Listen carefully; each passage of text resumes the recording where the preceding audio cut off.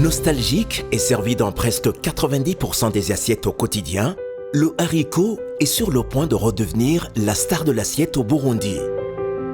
Non seulement il joue un rôle capital dans la sécurité alimentaire du pays, mais ces milliers de variétés présentent aujourd'hui un intérêt stratégique pour l'avenir des agriculteurs. Pauvre en graisse, riche en protéines, en fibres et en acides gras essentiels, sa génétique lui permet de s'adapter à de nombreux milieux, ce qui la rend facile à cultiver. Toutefois, des précipitations inadéquates et des températures inappropriées peuvent entraîner de faibles récoltes. C'est l'une des observations du projet FECAP, qui a réuni 45 producteurs répartis en 3 zones agroécologiques afin de trouver les variétés de haricots les mieux adaptées.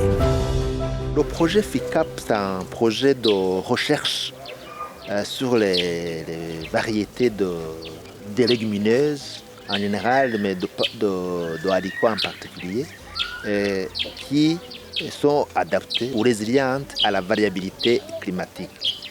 Et cette recherche se fait dans les stations de Isabou, mais aussi dans les exploitations familiales des producteurs qui sont accompagnés par Inades Formation Burundi.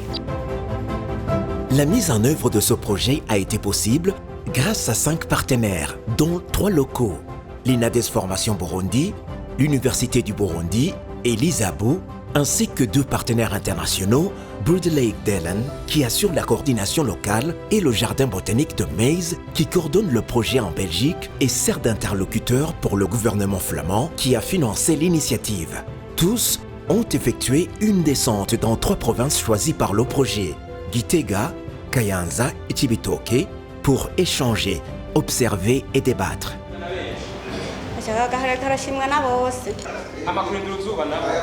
Ici, nous sommes à Giheta, précisément à Nyamugari.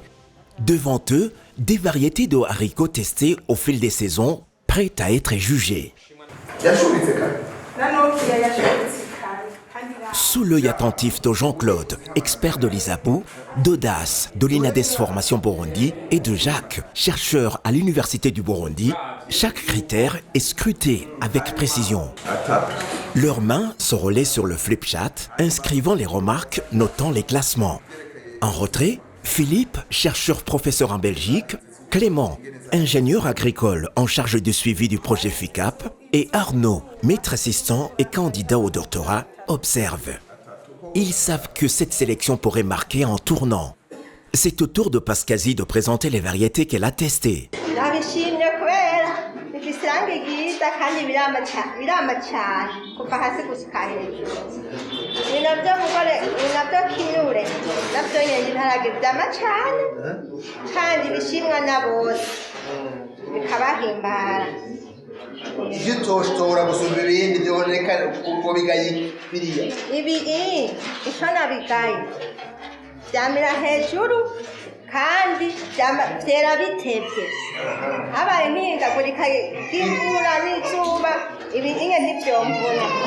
Alors ces critères, je ne sais pas si je pourrais les citer tous, mais ils en ont quand même cité, par exemple hier à Kayanza, ils en ont cité jusqu'à 25. Parmi ces critères, il y a le rendement, il y a le nombre de gousses que porte chaque plant, il y a la hauteur à partir de laquelle, donc du sol à la première gousse, il y a la longueur, la hauteur jusqu'à laquelle les gousses peuvent se retrouver sur la plante, il y a la résistance aux maladies, il y a la résistance à beaucoup de pluie, il y a la résistance à la sécheresse, il y a la beauté de la couleur, il y a la taille et la forme de la graine, il y a, je pourrais dire, il y en a vraiment beaucoup, et si tu veux je peux m'arrêter là, mais sinon il y a même l'homogénéité quand les graines sont en train de germer, si la germination est homogène. Il y a aussi le fait que la maturation des fruits va se faire de façon homogène ou échelonnée. Ces variétés que vous avez vues ont été sélectionnées à base d'une collecte de germoplasme qui a été effectuée à travers le pays dans 3 provinces Ces provinces sont la province de Rutana, la province de Mwaro et la province de Kayanza. Mais principalement, on ciblait 3 principales régions, c'est-à-dire dans les basses altitudes, moyennes altitudes et hautes altitudes. Donc, elles ont été distribuées par échange comparant leur origine, c'est-à-dire que toutes les variétés issues de la région chaude ont été amenées dans l'autre région chaude. Ce qui a été vraiment surprenant, c'est que la différence entre ces variétés ne réside pas dans leur performance, mais dans leur capacité d'adaptation au climat. Les variétés qui ont été adoptées ou multipliées en haute altitude et qui proviennent des régions hautes se sont bien adaptées parce que la température, l'altitude n'a rien changé, sauf la nature elle-même de la semence, de la variété. Mais d'autres variétés qui ont issu de la dépression, donc basse altitude d'Imoso, se sont comportées bien par rapport à leur lieu d'origine, mais la différence, c'est toujours l'adaptation. Donc, c'est ce qu'on appelle l'acclimatation. Donc, ils ont montré certaines différences d'adaptation, mais il n'y a pas de trop grande différence. Twatoyemo imbuto nziza cyane dutegerezwa kurima ku mutumba wa Nyamugari zirinda imvura zikarinda n'izuba. Turavye nk'intete batuzanira duza turatera tugaca tubona n'ivyo twimbuye, ahubwo umunezero watwishe. Bampaye imbuto ndwi bwoko ndwi bw'ibiharage. Muri ubwo bwoko ndwi bw'ibiharage harimo ubwoko bwiza cyane nashimye ntegerezwa kurima nkahereza n'abandi bakeneye kuzirima izo mbuto kugira dusabikanye zikwire hose.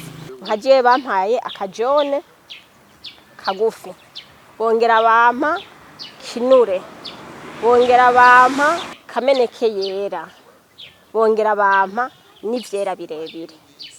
Mw'ivyo rero naramaze kubona ibirinda izuba kandi bihangana n'igihe. Turabona yuko ivyo bintu vyo kugwiza imbuto biriko biratubwira akamaro cyane. Hariho ibiharage bitari bihakunze tuca tubireka dutera ivyo bikunze cyane.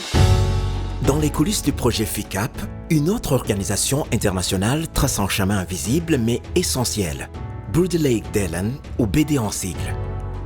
Aux côtés de l'INADES, de l'Université du Burundi et de l'ISABO, chaque action, chaque décision a été soigneusement planifiée et suivie. Chaque projet doit avoir un plan opérationnel annuel, doit avoir des canevas suivis, doit avoir aussi techniquement, parce qu'on est dans la recherche, des outils de collecte des données et de traitement des données. Donc tous ces outils, ça ressort que BD doit travailler avec ces acteurs pour qu'on ait des outils harmonisés. Ces outils ont donné des résultats satisfaisants. On a pris le temps de bien les élaborer, de les appliquer, de faire des pré-évaluations pour voir si vraiment ce sont des outils bien adaptés. Et donc pour le moment, ces outils sont bien adaptés pour être utilisés au niveau du terrain. Afin de bien garder la matière végétale, chaque variété de haricots doit être inscrite dans un registre et placée dans une banque de semences communautaire. Les agriculteurs qui veulent multiplier une variété suivant une opportunité, ils sont libres de le prendre dans leur banque de gènes. Comme ça, ils le multiplient à l'échelle qu'ils veulent. Mais garder quand même le germoplasme de façon que, après 5 ans, 10 ans, il ne faut pas qu'ils cherchent la même variété et ne pas le trouver alors qu'il était chez eux. Donc, cela veut dire que c'est la banque de gènes, c'est l'archivage, c'est la mise en sécurité des variétés et des cultures. En tant que principal interlocuteur pour le gouvernement flamand, qui a financé le projet FICAP, le jardin botanique de Meyze a permis de mettre en place une initiative qui non seulement soutient l'agriculture durable. Le gouvernement flamand a décidé de financer ce projet parce que le gouvernement flamand a aussi doit avoir contribué aux effets des changements climatiques, surtout dans des pays de développement. Et comme on avait proposé un projet qui était une vraie collaboration avec des partenaires locaux, avec déjà beaucoup de connaissances différentes entre les différents partenaires, le gouvernement flamand a choisi ce projet-ci. On voit déjà un grand impact, on voit déjà que les agriculteurs apprennent qu'il y a une grande diversité, qu'il y a différentes variétés d'haricots qu'ils ne connaissaient pas encore, donc on voit déjà un impact, oui, même dans la première année.